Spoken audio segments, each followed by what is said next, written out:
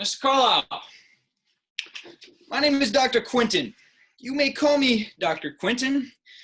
And if you have any questions regarding any of the following, I ask that you raise your hand promptly and never speak out of turn. Do I make myself clear? Take a seat, please. Mr. Carlisle. Boy, take a seat now, will you? Or this wall. You what? I do not like this wall. What do you mean you don't like this wall, Mr. Carlisle? This wall it's black. Walls shouldn't be black. Never mind that, Mr. Carlisle. Now, I'm asking you to take a seat. That's not my name. Joseph Carlisle. Joseph H. Carlisle, born September 9th, 1923, Brooklyn, New York State. Lanky, irritable third year. That's not you. That's not my name.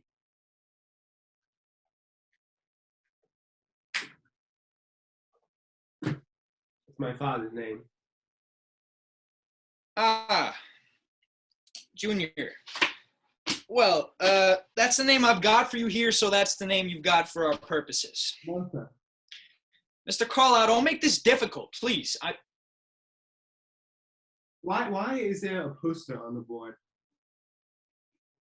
Your detention period was moved from the Clooney building to the East Wing. This is a biochemistry classroom. With the horses. Why are there horses on the board? Biochemistry, Carlisle, got something to do with animals, doesn't it? Now, I take it you've... Oh, horses. It's race horses.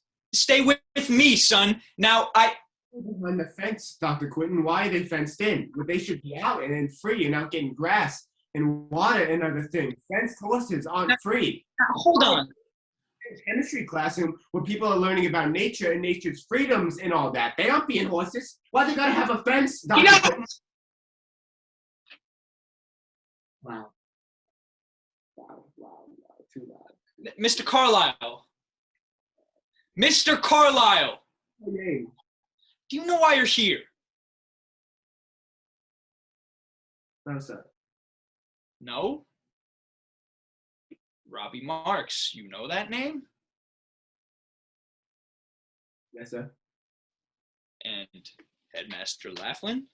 He spoke to you earlier today. Yes, sir. You and Marks. Yelling? Tossing up some kind of nonsense rhubarb in the middle of that field when somebody threw a punch. And the next punch a blow. And the next punch sent somebody down to the infirmary on this Wednesday afternoon, sitting there clutching his right fist to his nose to keep all that blood in his head. And the other fella got sent down to a biochemistry classroom with an underqualified philosophy professor, 2 sticks of chalk, and a purple patch on his eye. Is that right? You shall assume for every atom belonging to me as good as belongs to you. Oh, of course I know what would... When he said it. What does that have to do with anything? You're yelling at me. Who? Marks? Yeah. He was he? Yelling what? Call me things. Call me names. Tell me off like I gotta do something to be something. Saying I ain't real and I ain't true just because I don't do what he does. The draft, you mean? Kid got drafted? You got a 1A. Is that what this is about? I ain't got myself on that list to go doing these overseas. I ain't got it because I ain't got it in me. I wasn't born like that. But he goes off, he's telling me like it's some kind of problem with me. Like I chose it or some shit. I didn't choose nothing. Not ever. Then he didn't do that to you? This? Nope. With me. Been like that a while. This is my head. My head. Bad. Bad. Bad. Bad head. Bad head. Bad head. Bad. Your head. Bad. Well, why I've never heard such nonsense. That head. The winner of the Louis Fizzo Prize from the physics department 2 years running. What's that all about? Let's see. The Doppler effect. Sound, speed, planet, stars, the speed of light. You like space, is that it? No. No. Look at this here, this paper of yours on Emerson, published in the Barnstable Tribune last spring. Now you're telling me that head, the head that won you all this, is a bad one. That's my pop, he'll tell you. Bad head. Bad. Too bad. Too bad for home. That dog-faced Mox, he didn't help him much. And you hit him. He hit me. Stopped me right there in the eye. Did you see that? Mr. Carlisle, I want you to copy down this phrase on the board. I ain't got it right. I shall never lay hand on my brother, for he is part of I. Mr. Carlisle, will you stop? Would you like to take this down to Headmaster Laughlin? I'm sure he'd be perfectly happy. No. Well, all right then. Look, I was a boy once too, okay? I've been a kid. What, you think I've never been one? You ain't never been like me. You ain't never been like you. You're trying to prove a point, yeah? Trying to throw punches and punch where it hurts so the rest will leave you be. Am I right? You ever tried being you without all that? I ain't me without all that. I'm telling you, you are. Okay, I was. I'm from Morgan. Morgan County, you know where that is? No? It's a little cluster of hemlocks down in West Virginia. A while back, I was helping build the railroad. A couple weeks shy of 19. And it would stretch from Oregon down to Hampshire and right through the heart of Virginia. I was a laborer for the summer. And laborers, we were lifting things, big parts. And there was this piece of railing. It was bigger than me, but I had to carry it, you see, about 20 yards. I start to lift, no pain. I take one step and bang, I'm on the ground. I don't like railroads. That was a few years before you came into the world, Mr. Carlisle. You know when that was? People were shipping out to help with that great war going on overseas. It was us versus them. I was going to be a tunneler. My grandfather, he fought in the Civil War, an older fellow at the time. He was ready for me to go. And my father back into the Saints. I was ready too, but you know what a hernia is, Mr. Carlisle? No. Yeah, I didn't either. Not until the doctor stamped a big class 5 on my papers to get shipped out. It was all over. And I was thinking, how am I going to be a soldier now? How am I going to be a man? Why? Sorry? Well, you didn't use a cart? Cart? I seen movies. There's a big piece of railing. They got those carts to take it across the tracks. Why'd you carry it? Well, I just... Out past all those hills, those trees, and at the end of all that steel, and wonder if you'd ever be back home to ride it. You'd ever be back home. Once you got on that boat, you were scared. I was devastated. Yeah, I was thrown out without a shot, without a hope, without anything. My father, he was devastated. I wanted to serve. That's what they all say, isn't it? Well, You come in knowing that you never do it. You had 2 good feet and a good head.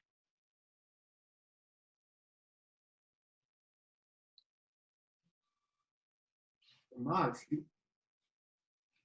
just kept yelling at me like I can change this, but I can't. To be over there, to serve, it's all I want, and I can't. you hit him. Oh, he hit me. You want a place in this world, Mr. Carlisle. I got one. Thanks. You want to be like this? You want to cause trouble for yourself? I want to be somebody just like everybody else. I want to stand up when they call my name with feet that been places. And I'm telling you, you can. Okay, you just don't have to go showing people how to be a man. When the You know guy what I did when I found out my chance was shot? I went to school, got an education, wound up teaching philosophy at Hofstadter School For Boys because, you know what? That's how it was meant to be.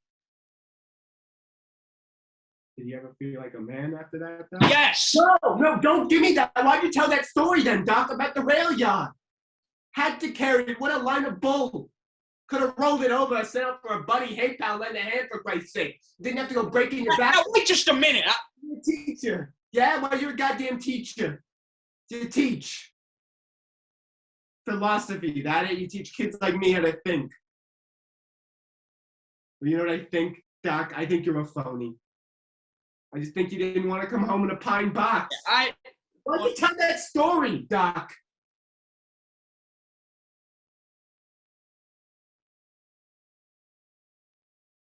And why does Marx you have to go fighting and beating and hoping he can hurt somebody who ain't even got himself on that list? He was born with a brain that make him see lights flash. You don't.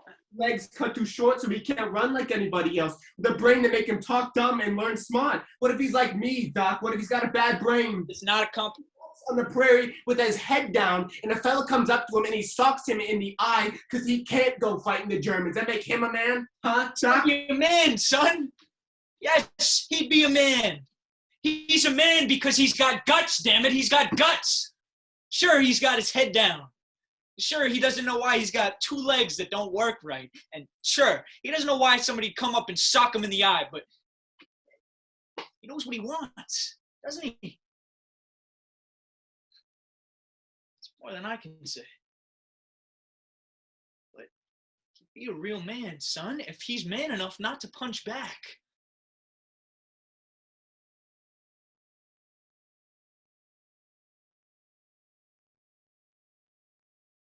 My name is Mooney. What, son? My name is Mooney.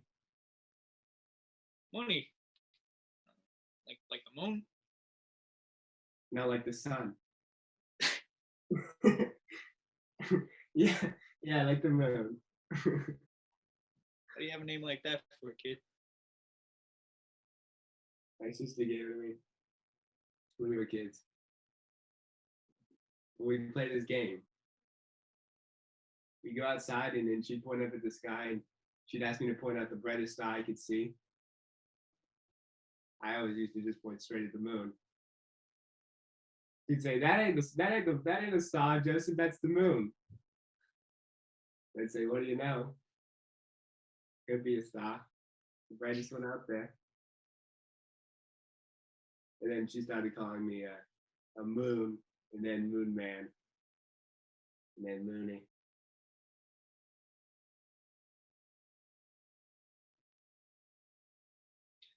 I believe a leaf of grass is no less than the journey work of the stars.